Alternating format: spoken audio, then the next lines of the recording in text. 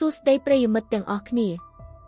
សូមស្វាគមន៍មកកាន់ podcast របស់យើងថ្ងៃនេះយើងនឹងនាំអ្នកទាំងអស់គ្នាទៅកាន់ទីក្រុងតូក្យូប្រទេសជប៉ុនក្នុងឆ្នាំ2000នៅពេលដែលមនុស្សជុំវិញពិភពលោកកំពុងរៀបចំឆ្លងឆ្នាំថ្មីគ្រួសារមួយនៅខណ្ឌសតាកាយាបែរជាត្រូវជួបនឹងសោកនាដកម្មដ៏រន្ធត់ដែលរហូតមកដល់ពេលនេះជាង20ឆ្នាំហើយប៉ូលីសជប៉ុននៅតែមិនទាន់អាចដោះស្រាយបាន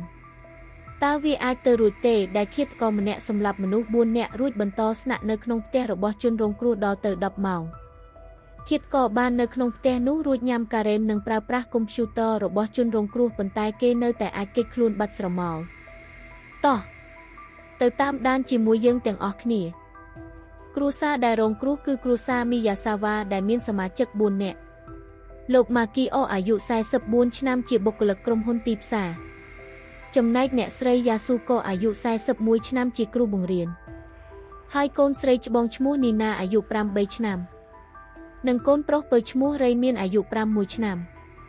ពួកគេរស់នៅក្នុងផ្ទះមួយដែលនៅដាច់ឆ្ងាយពីគេបន្តិចព្រោះតំបន់នោះកំពុងត្រូវបានគេរុះរើធ្វើសួនច្បារថ្មីហើយនៅយប់ថ្ងៃទី30ខែធ្នូឆ្នាំ2000អ្វីហាក់ដូចជាធម្មតារហូតដល់ពាក់កណ្ដាលអាធ្រាត្ររឿងអាក្រក់ក៏កើតមានឡើងតាមការស៊ើបអង្កេតឃាតករបានផ្លោះរបងចូលតាមបង្អួចជាន់ទី2នៃផ្ទះរបស់ជនរងគ្រោះហើយឃាតករបានសម្លាប់ដំបូងគឺកូនប្រុសពៅដែលកំពុងដេកលក់បន្ទាប់មកគឺលោកម៉ាគីអូដែលបានតស៊ូយ៉ាងខ្លាំងជាមួយឃាតកររហូតដល់បាក់ផ្លែដាវចុងក្រោយគឺអ្នកស្រីយ៉ាស៊ូកូនិងកូនស្រីចំណុចដែលគួរឲ្យខ្លាចបំផុតនោះគឺអ្វីដែលឃាតករធ្វើក្រោយពេលសម្លាប់ជនរងគ្រោះរួចគឺគេបានស្នាក់នៅក្នុងផ្ទះនោះជាមួយសាកសពហើយឃាតករមិនបានរត់ចេញភ្លាមនោះទេគេនៅបន្តក្នុងផ្ទះនោះរហូតដល់ព្រឹកគេបានបើកទូទឹកកកយកការ៉េមមកញ៉ាំអស់4ប្រអប់នឹងផឹកទឹកតែហើយឃាតករគេបានប្រើប្រាស់កុំព្យូទ័ររបស់លោកម៉ាគីអូដើម្បីព្យាយាមកក់សម្បត្តិឡានក្រុងឬមើលគេហទំព័រនានាឃាតករបានបន្សល់ទុកសម្លៀកបំពាក់ដែលប្រឡាក់ឈាមនិងបានបត់យ៉ាងស្អាតទុកនៅក្នុងផ្ទះរួមទាំងកាបូបលុយនិងកាំបិតផងដែរប៉ុន្តែប៉ូលីសមាន DNA របស់ឃាតករនិងមានស្នាមមេដៃដែលបន្សល់ទុកពីសម្លៀកបំពាក់និងស្បែកជើងរបស់ឃាតករប៉ុន្តែអ្វីដែលចម្លែកគឺទិន្នន័យទាំងអស់នេះមិនស៊ីគ្នាជាមួយនរណាម្នាក់នៅក្នុងប្រព័ន្ធទិន្នន័យរបស់ប៉ូលីសជប៉ុនឡើយ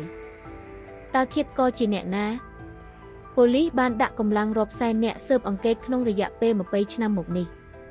មានទ្រឹស្ដីជាច្រើននិយាយថាឃាតករគឺជាអ្នកក្រៅស្រុកដោយសារ DNA បានបង្ហាញថាឃាតករអាចមានខ្សែស្រឡាយកាត់កូរ៉េនិងអឺរ៉ុបខាងត្បូងហើយឃាតករអាចមានបញ្ហាផ្លូវចិត្តព្រោះសកម្មភាពដែលគេធ្វើគឺការនៅញ៉ាំការ៉េមនិងលេងកុំព្យូទ័របន្ទាប់ពីសម្លាប់មនុស្សរួចដែលបង្ហាញពីភាពមិនប្រក្រតីនៃខួរក្បាលទី3អាចជារឿងគំនុំព្រោះតំបន់នោះមានចំនួនរឿងដីធ្លីខ្លះប៉ុន្តែមិនមានភស្តុតាងច្បាស់លាស់ហើយរហូតមកដល់បច្ចុប្បន្នរង្វាន់សម្រាប់អ្នកផ្ដល់តម្រុយឈានទៅដល់ការចាប់ខ្លួនមានចំនួនដល់ទៅ20លានយេនឬជាប្រហែល$130,000បច្ចុប្បន្នផ្ទះកើតហេតុនៅតែត្រូវបានរក្សាទុកនិងការពារដោយប៉ូលីសរហូតមកដល់សប្តាហ៍ថ្ងៃរឿងក្តីនេះគឺជាមេរៀនដ៏ឈឺចាប់មួយសម្រាប់សង្គមជប៉ុននិងជាការរំលឹកថាសូម្បីតែនៅក្នុងប្រទេសដែលមានសុវត្ថិភាពបំផុតក៏ភាពងឹតអាចកើតមានឡើងបានដែរតើអ្នកយល់យ៉ាងណាដែរចំពោះរឿងនេះតើឃាតករអាចជានរណាសូមអរគុណសម្រាប់ការតាមដានស្ដាប់ podcast របស់យើងនៅថ្ងៃនេះកុំភ្លេចចុច follow ដើម្បីទទួលបានរឿងក្តីថ្មីបន្ថែមទៀតជួបគ្នានៅភាគក្រោយ